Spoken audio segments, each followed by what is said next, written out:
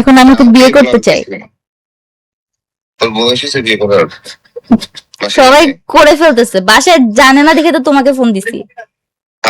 দাঁতটা ছেলে তো সবাই করে ফেলতেছে মানে কি? সবাই তো করে ফেলতেছে। আমি একটা প্র্যাঙ্ক করতে চাই।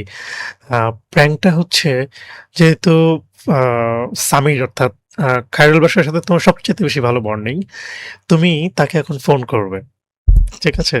ফোন করে বলবে, সামির ভাই, আমার একটা ছেলেকে খুব পছন্দ হয়েছে, আমি তাকে বিয়ে করতে চাই, কিন্তু বাসা থেকে রাজি হচ্ছে না, আমি এখন কি করবো বল? মারবে আমরা একটা প্র্যাঙ্ক, পরে তুমি বলে দিবা। তুমি তার রিয়াকশনটা নেওয়ার পর তখন তুমি বলে দিবা যে ভাই আমরা এরকম শোতে আছি, এটা প্র্যাঙ্ক ছিল, ঠিক আছে? সো আমরা সে একদম আমাকে যে কি বলবে। আচ্ছা শুনি না, আমরা এই মজাটাই হোক না। এখন খায়রুল বাসার ভাইকে ফোন দেওয়া হচ্ছে, দেখি তার রিয়াকশনটা কি হয়। ঠিক আছে, আমি ফোন দিছি। বিয়ের কথা বলবা, বিয়ের কথাটা। হ্যালো হ্যালো, আসসালামু আলাইকুম। ওয়ালাইকুম আসসালাম। কেমন আছেন ভাইয়া? ভালো। আর ভালো লাগে না আসলে শুটিং এ। বল তুমি কি বিজি ভাইয়া? শুটিং এ বল, কি বলবি তাড়াতাড়ি বল। আমি না আসলে একটা ছেলেকে পছন্দ করি। আজকে আমি একটা ছেলেকে পছন্দ করি।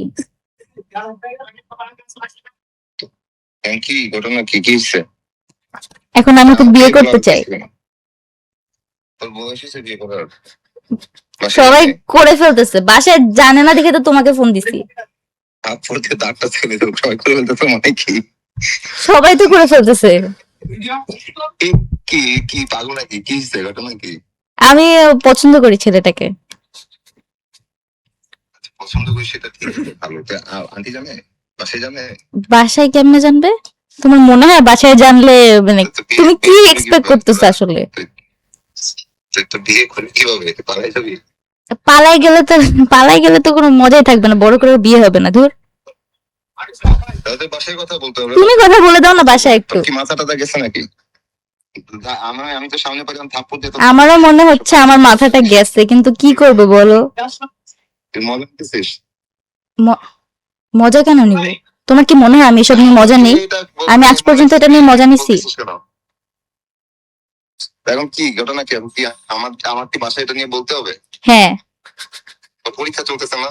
পরীক্ষা শেষেই কাহিনী শেষ করব, মানে কাহিনী শুরু করব। শুরু করবে পরীক্ষা। আমার একটা কল দে। পরীক্ষার আগ পর্যন্ত এসব মাথা থেকে, পরীক্ষার আগ পর্যন্ত সব মাথা থেকে ফেলে পরীক্ষার পরে আমাকে। তারপর তুমি কিছু করবা?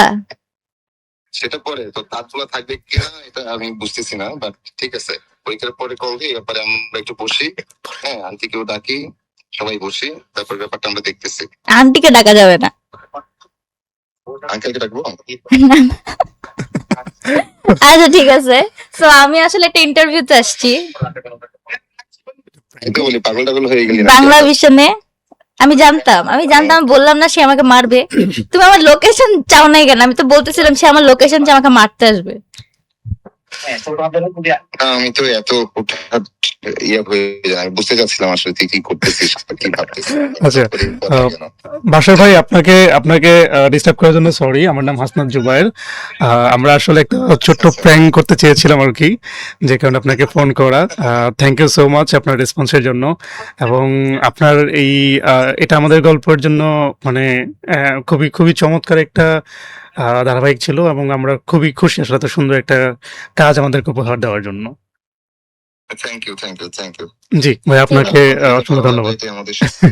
জি জি, থ্যাংক ইউ। ঠিক আছে, আল্লাহ হাফেজ ভাইয়া, বাই বাই। আল্লাহ হাফেজ। তোর পাইনি তারপরে